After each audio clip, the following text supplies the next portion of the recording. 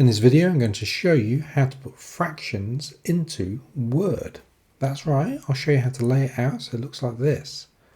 And I'm going to show you a third option as well, where it gets pretty complex in all honesty. First thing I'll do though is delete these and I'll show you how I made them. Now there's different ways of doing this.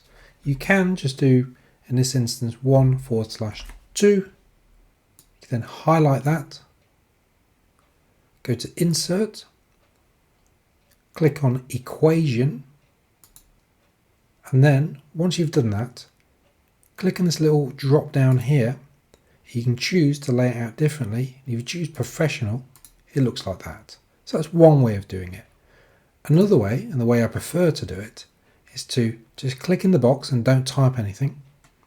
Go to Insert, Equation.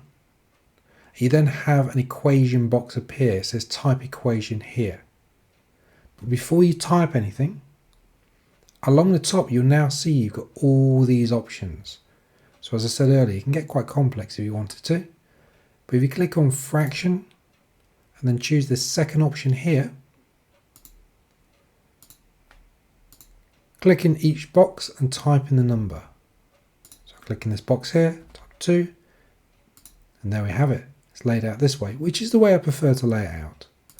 Third option, click in the box, go to Insert, go to Equation, click on Fraction.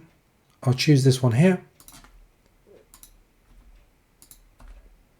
Now you might be thinking this is nothing unusual, but what you can do, you can then, once you've typed it in, click on Fraction again and choose something else.